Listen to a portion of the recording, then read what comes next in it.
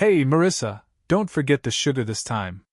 The captain's in one of his moods, a young co-pilot called out as he walked past the galley, his voice carrying the careless arrogance of someone who had never been tested. Marissa Lane didn't answer. She measured 2 scoops of dark roast into the brewing unit and adjusted the temperature slightly, something none of the others ever noticed. A flight attendant leaned against the counter with a grin. "Careful, Mark, if she doesn't keep you happy, you'll dock her pay." The co-pilot chuckled, shooting Marissa a glance. "Nah, she's too serious for that. I bet she's never even been on a real flight as a passenger. Probably just lives here in the terminal." The small group laughed, and Marissa offered nothing more than the faintest polite smile, sliding the brewing pot into place. Her hair, a deep chestnut threaded with a single streak of gray, was tied back neatly. The crisp Navy technician's uniform she wore looked plain, almost intentionally unremarkable. "Marissa," the co-pilot went on, "you ever think about applying for cabin crew? You'd look good rolling the drink cart." He winked, then added under his breath to his buddy, "Better than hiding here making coffee." The laughter rippled again. What no one noticed was how, after adjusting the coffee machine, Marissa leaned slightly toward the nearest systems panel and flicked her eyes across 3 key lights: pressure control, auxiliary hydraulics, emergency exit locks. It was a reflex, one she'd never shaken off. The only other person who ever caught her doing it was a grizzled maintenance supervisor named Howard Klein. He had once muttered, "You check things nobody else does. Makes me wonder where you really learned this trade." Marissa had only replied softly, "Habit, I guess." But Howard had seen something once, a fragment of an old personnel file left behind in a misfiled cabinet.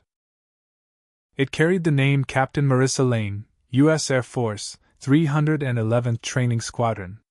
The notes were mostly blacked out, but the title was clear enough: Flight Instructor. Yet to everyone else, she was just a quiet woman who brewed the coffee, stocked the compartments, and signed off the pre-flight checklists no one ever double-checked. She had been with Skirich Airlines for 6 years, always the first to arrive, always the last to leave, and always underestimated. Marissa set the coffee pot down on its warmer and moved through the narrow galley with the same precision she always carried. She didn't shuffle, didn't drag her steps. Every movement was deliberate, as though the space around her were another kind of cockpit that demanded discipline. The young co-pilot, Mark Daniels, leaned toward his friend and stage whispered, "Watch this. She never cracks." He stepped closer and said, "So, Mississippi Lane, what's your secret? Do you dream about brewing coffee at night, or do you keep a logbook of how many cups you've poured?" His buddy snorted, and the pair burst into another fit of laughter. Marissa gave him a glance that was neither hostile nor amused, merely steady. "I log what matters," she said softly. The room grew quieter for just a beat, long enough for the men to realize they had been answered. Mark rolled his eyes and waved dismissively. "She's always like that. Ice Queen. No sense of humor." They left, still laughing to cover their unease. Once they were gone, the galley was filled again only with the steady hum of machinery. Marissa checked the latch of a service cabinet twice, then adjusted the seatbelt demonstration kit by exactly 3 inches. She was meticulous, so meticulous it bordered on obsessive. Most coworkers assumed it was her way of compensating for not being naturally sociable. What they didn't know was that every single detail was a system check in disguise. The latches she tested were also fasteners she knew had failed in past emergencies. The seatbelt kit was stored beside an emergency intercom relay. If shifted too far, it could block access during evacuation. She didn't just move through the aircraft. She studied it, listened to it, as if the walls whispered to her. Every morning, she arrived at the hangar at 5:15. She would walk the perimeter of each assigned aircraft before anyone else had signed in. She ran her fingers along the fuselage, listening for faint vibrations from auxiliary systems. She bent to check tire seams most ignored. And when others rushed off at the end of their shift, she lingered until the last passenger bus had left, until the hangar lights dimmed, until she could close every panel herself. To the younger pilots, she was a ghost. Marissa Lane? She's been here forever. Probably sleeps under the wing. They didn't know she had once logged over 2,300 hours in training aircraft. That her hands, even now, sometimes twitched with the memory of a stick shift under turbulence. That every time she walked down a jet bridge, her mind automatically traced airspeed vectors and wind direction like second nature. But invisibility had become her armor. Once she had been stripped of her wings. Now she hid in plain sight, guarding the skies from the shadows, waiting, though she didn't know for what. Howard Klein found her one evening, standing alone at the edge of the hangar, while the last rays of sunlight cut through the high windows. She had her hand on the side of the 737 they just cleared for flight, fingers resting there like someone might rest a hand on the shoulder of an old friend. "You touch these planes like they're alive," Howard muttered, chewing the end of a toothpick. "Most folks just clock out and go home." Marissa pulled her hand back quickly. "Just habit." "Habit from where?" Her faint smile didn't reach her eyes. "Long ago." Howard tilted his head. He'd been around long enough to recognize people who carried invisible weight. "I saw your name once. In an old Air Force logbook. You were, what was it, Captain Lane, instructor pilot. Ring any bells?" Marissa's posture stiffened before she forced it loose again. "I flew a little. Enough to remember the basics." Howard grunted. "Basics don't get your name in official logs. But fine, keep your secrets. Just don't waste the eyes you've got. You see things the rest of these kids don't." He walked off, leaving her with the hollow echo of his words. That night, in her small rented apartment, Marissa pulled an old wooden box from beneath her bed. Inside lay her medals, her flight patches, and a stack of logbooks filled with notations in her steady handwriting. 2,314 flight hours. Dozens of students trained. Simulations run in conditions that broke lesser pilots. The last page was stained with water. Tears, maybe, though she'd never admit it. The entry was simple: flight test T-45C. System malfunction. Trainee ejected prematurely. Landed aircraft solo.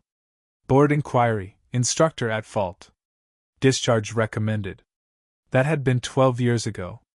The official report had been scrubbed and sealed, and the real cause, faulty avionics, buried in technical jargon. The trainee who had panicked was reassigned and years later flew commercial routes with glowing reviews. Marissa had been given no second chance. She had signed the papers, walked away without appeal, and never looked back. At least, not on the outside. Inside, every day replayed the same loop, her voice over the intercom, steady as she guided the aircraft down alone, the adrenaline surge of survival, the cold betrayal of her command when they labeled her the problem. She had learned then that competence without protection was meaningless. That skill without politics could be erased. That a pilot without rank was just another ghost. So she had become one. At Skirich, she blended into invisibility, her sharpness disguised as thoroughness, her instincts buried under routines. To others, she was just the quiet coffee woman. To herself, she was a soldier without a war, a pilot without wings. And though she didn't know it yet, the war was about to find her again, 30,000 feet above the ground. "Morning, Marissa." The flight attendant, Kelly Harmon, offered a quick smile as she passed through the galley, her heels clicking against the cabin floor. Kelly was young, sharp-eyed, with the kind of confidence Marissa used to see in cadets who thought the world couldn't touch them. "Morning," Marissa replied, voice even. She slid the brewed coffee into a thermos and secured it in its holder. From the cockpit she heard the muffled voice of Captain Harris. "Mark, double-check the fuel mix. Last week's report showed variance in the auxiliary tanks." "Yes, sir," came the younger co-pilot's voice. Then a beat later, with a chuckle. "Or maybe I'll ask Marissa. She probably has it all memorized already." Laughter spilled out again, thin and careless. Kelly glanced back at Marissa and rolled her eyes. "Don't mind him. He thinks sarcasm makes him charming. It keeps him relaxed," Marissa said simply, fastening the latch on the service drawer. Kelly tilted her head. You don't react much, do you? I'd lose my patience if they kept ribbing me like that. I stopped listening years ago. The answer was so calm, Kelly wasn't sure how to respond. She busied herself with the pre-boarding routine instead, pulling safety cards into neat stacks. Outside the windows, boarding buses were already pulling up. The first passengers began filing into the jet bridge, dragging wheeled bags and murmuring into phones. Marissa made her way down the aisle with a practiced efficiency. She checked the overhead bins for latch resistance. She tested the slide release panel on one emergency door, brushing her hand against the seam with just enough pressure to feel whether the locking mechanism was fully seated. Her coworkers assumed she was meticulous to the point of obsession. None realized she was running a pre-flight checklist in her head, one she had memorized long before Skirich ever existed. A businessman in the second row frowned as she tugged at his overhead bin. Is there a problem? Just making sure it's safe, sir, Marissa replied. Safe from what? She offered the faintest smile. From anything. The man blinked, unsettled, then returned to his laptop. By the time she returned to the galley, boarding was nearly complete. The captain made a short announcement about flight time to Denver. The co-pilot cracked a joke about turbulence. Passengers laughed politely. Marissa brewed the second pot of coffee, her movements automatic. Yet as the engines roared to life and the aircraft began taxiing toward the runway, her fingers tapped once against her leg. Not nerves, instinct. A pilot's old habit. Something felt off. She couldn't name it. Not yet. But her muscles knew before her mind caught up. And far above them, in the sky they were about to enter, the day's test was already waiting. The seatbelt signs blinked off with the familiar ding. A ripple of relief moved through the cabin as passengers unbuckled and shifted into travel mode, pulling out books, sliding open laptops, flagging down attendants for drinks. In the galley, Kelly set out juice cups while Marissa secured the second coffee pot. She poured the captain's portion into a heavy white mug and set it on a tray. I'll take it up, she murmured. Kelly raised an eyebrow. You don't have to, you know. He'll just grumble at you like always. Marissa's lips curved faintly. Habit. She carried the tray forward, her steps balanced against the subtle vibration of ascent. The cockpit door buzzed, opened, and she slipped inside. Captain Harris sat hunched over the controls, his square jaw set in concentration. He was older than most, gray at the temples, steady reputation. He glanced at her and allowed the smallest smile. Coffee. Good woman. Beside him, Mark Daniels leaned back in his seat with theatrical relief. Finally. Maybe now he won't bite my head off. Marissa set the mug down carefully. Her eyes flicked over the instrument panel in a single sweep. Altitude 18,000 feet, climb steady, cabin pressure holding green. She didn't linger. She never lingered. Enjoy your flight, she said softly, and retreated. The door sealed behind her. Halfway back to the galley, she paused. Something about Harris's complexion had looked wrong. His skin was pale, almost ashen, though the dim cockpit lights could have been to blame. And his right hand, wrapped around the control yoke, had trembled, just once, a tiny tremor. She dismissed it for now. Fatigue, maybe? Dehydration. Pilots hid stress better than most. But 15 minutes later, when the service cart rattled down the aisle, the first real sign arrived. A flight attendant hurried from the cockpit, her face tight. She leaned toward Kelly and whispered urgently. Kelly's expression froze, then shifted into forced calm. Ladies and gentlemen, she announced, please remain seated as we attend to a minor issue in the cockpit. There is no cause for alarm. Passengers exchanged nervous glances. Marissa, standing at the galley counter, already knew. She didn't need the announcement. She had felt it in her bones since takeoff. The captain was in trouble. The intercom chimed again. Mark's voice this time, higher pitched than usual, straining for authority. Ladies and gentlemen, please fasten your seatbelts. We're experiencing a temporary systems issue. Nothing to worry about, just some turbulence. But turbulence didn't sound like this. The aircraft jolted violently, dropping half a dozen feet in one lurch. Gasps erupted through the cabin. A baby began to cry. Coffee splashed across tray tables. Kelly's knuckles went white on the service cart. She looked at Marissa. "It's not turbulence, is it?" Marissa didn't answer. Her eyes were already on the frosted glass partition that separated cockpit from cabin.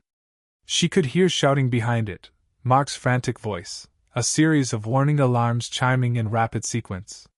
Then a flight attendant rushed from the cockpit, nearly colliding with them. Her voice was sharp with panic. "The captain's down. He just collapsed." Passengers overheard, and the first screams rippled through the cabin. Mark's voice blared through the intercom again, cracking with fear. If there is anyone on board with flight experience, please come forward. I repeat, any passenger with flight experience." Marissa set down the coffee pot. Slowly, deliberately, she unfastened her service gloves and placed them on the counter. "Marissa, no," Kelly hissed, grabbing her arm. "You can't go in there. You'll get fired. They'll never." Marissa's gaze met hers, calm, steady, as though the panic around them hadn't touched her at all. "This isn't about jobs." She walked forward. The cockpit door buzzed, opened, and Mark's face appeared in the frame, flushed, sweating, eyes wide with desperation. "Ma'am, you can't. This area is restricted." Marissa stepped past him without raising her voice. "Open auxiliary controls. Reset the autopilot link." Mark blinked. "What? How?" Her eyes scanned the instrument panel, hands moving before he finished. She toggled 3 switches, recalibrated the yaw damper, and within seconds the screaming alarms dulled to a steady tone. "Who the hell are you?" Mark whispered. Marissa slid into the captain's chair. "Marissa Lane. Former Air Force instructor. I've flown T-38s, and this system's derivative isn't that different." She adjusted their altitude, her voice calm but firm. "Now sit down. And don't touch anything unless I tell you." Mark obeyed. The aircraft steadied. For the first time in 5 minutes, the cabin's chaos ebbed. Passengers still clutched armrests and muttered prayers, but the violent shuddering subsided. Marissa reached for the radio. "Denver Center, this is Skirich 417. Captain incapacitated, co-pilot unstable. This is Marissa Lane, former United States Air Force pilot. I am assuming emergency control." The tower went silent for 2 beats. Then a voice replied, disbelief cutting through static. "Did you say Lane? Captain Lane, 311th Training Squadron?" Marissa's hands never left the controls. "Affirmative. Copy that. We're clearing emergency runway. Can you bring her in?" Marissa exhaled once, steady, her eyes locked on the horizon. "I've landed in worse." The cockpit had shifted from chaos to stunned silence. Mark sat rigid in the co-pilot's seat, hands hovering uselessly above the controls. He kept glancing sideways at Marissa as though unsure if she was even real. "Listen to me," she said evenly, eyes fixed on the panel. "We've stabilized at 22,000. I'll keep us level while you run a diagnostic sweep. Oxygen, hydraulics, electrical. Do it in order." Mark blinked, then nodded, fumbling for the checklist. His hands shook so badly he dropped the laminated card twice. "Slow down," Marissa said, her tone neither harsh nor comforting, just steady, like a metronome. "The aircraft doesn't care if you panic. It only cares if you follow procedure." He swallowed and began reading. She listened, confirming each item against the subtle vibrations of the aircraft. Her muscle memory filled in what the instruments didn't say. "Denver Center, Skirich 417, she said into the headset. "Requesting immediate descent vector, priority clearance. Captain unconscious, medical needed on landing." "Skirich 417, roger. You are priority 1. Weather in Denver reports gusting crosswinds from the south at 25 knots. Marissa's lips pressed in. "Crosswinds?" She'd flown through them before, in smaller aircraft that bucked like angry horses. A 737 wasn't a trainer jet, but the principles were the same. Behind her, muffled through the reinforced door, the cabin churned with nervous voices. Passengers whispering, crying, praying. Every sound was background static she filtered out. Her focus tunneled to the yoke in her hands. The resistance, the way it responded, the microseconds of delay that told her exactly how much she could push before the aircraft would fight back. Mark muttered through the checklist, his voice steadier now. Hydraulics green.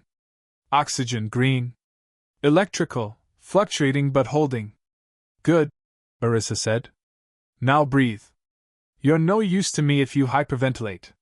He let out a short laugh, shaky but real. You sound like an instructor. I was, she said simply. He stared at her, piecing it together. They said you disappeared. That you left after. Her tone cut clean through him. Focus on the flight. Silence filled the cockpit again, broken only by the hum of engines and the soft chorus of instruments. Marissa adjusted trim, aligning them with the approach vector.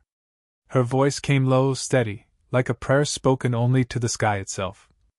Come on, bird. Stay with me. Screech 417, you are cleared for emergency descent. Adjust heading 170. Maintain controlled rate. Repeat, controlled rate. The controller's voice came calm through the headset, but Marissa heard the tension beneath it. Everyone on the ground knew what was at stake. Her hand tightened on the yoke, nudging the nose down gently.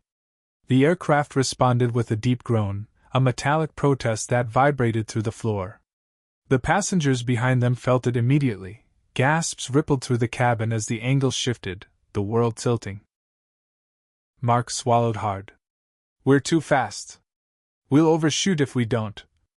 Compensating, Marissa said. She feathered the throttle with precise pressure, rolling her wrist the way she had 1,000 times in training jets.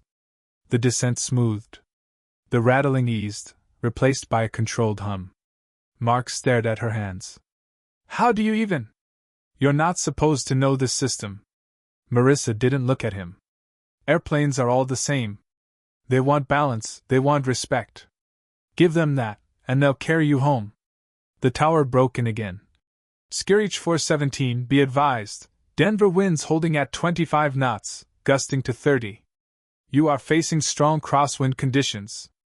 Confirm you are prepared for manual landing. Marissa exhaled slowly. Crosswinds that strong could flip smaller aircraft sideways. A 737 could handle it, but only with a pilot who knew how to counter every shove of invisible air. Copy, she said into the mic. Prepared for manual landing. Mark's head whipped toward her. Manual? No, we can't. The autopilot. Autopilot disengages in crosswinds this high. You try it, we'll skid off the runway. He paled. So it's you or nobody. Marissa's eyes locked on the windshield, the horizon line trembling in the distance. Exactly. The silence stretched. Then, from behind the cockpit door, a sound filtered in, applause. Uneven, hesitant, but real. The passengers had felt the descent smooth under Marissa's touch, and hope was stirring where there had only been fear. Mark's throat bobbed. They think we're already safe. Marissa's hand steadied the yoke as the city lights of Denver winked faintly in the distance. Then let's not prove them wrong. The runway lights stretched out like a glowing river in the night, dazzling against the storm-tossed dark. The crosswinds struck hard now, buffeting the wings, shoving the aircraft sideways. The 737 shuddered like a living thing unwilling to obey. Mark clutched his harness. We're drifting. We'll miss the alignment. Not if I hold her, Marissa said, voice flat with focus. She pressed the rudder, countering the wind's shove, and eased the yoke with a surgeon's precision.